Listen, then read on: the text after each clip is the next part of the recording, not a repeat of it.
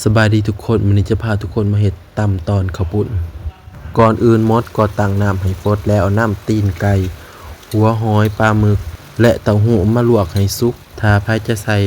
ลูกชิ้นฮอทดอกหมูย่อก็ได้เด้อทุกคน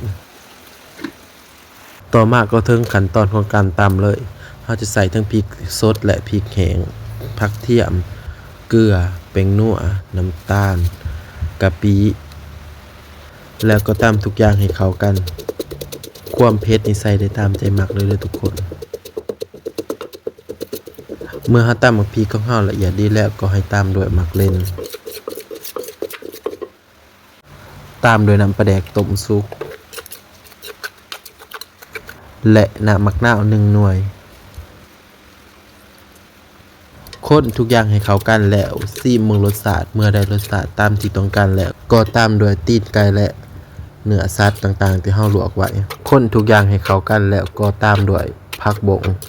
ถ้าใครจะใส่เป็นถั่วฝักยาวก็ได้เด้อทุกคนแต่ว่าเราบ่มักเราเลยบ่ได้ใส่ปิดท้ายด้วยเส้นข้าวปุ้นที่ล้างน้ำแล้วหลังจากนั้นก็คนทุกอย่างให้เข้ากัน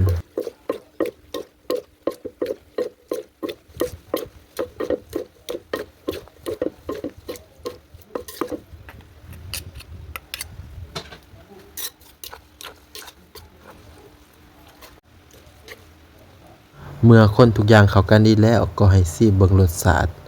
ถ้าบ่พอดีหรือขาดหยังก็เติมเลยเด้อทุกคนเฮาซีมและรู้สึกว่าขาดความนัวของน้ำปลาแดกก็เลยเติมน้ำปลาแดกพอบุญหล่ำเข้าไป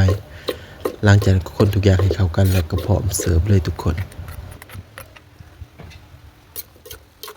และนี่ก็คือหน้าตาตำตอนข้าวปุ้นเป็นตาแซ่บแห่งทุกคนมาเริ่มมากินกัน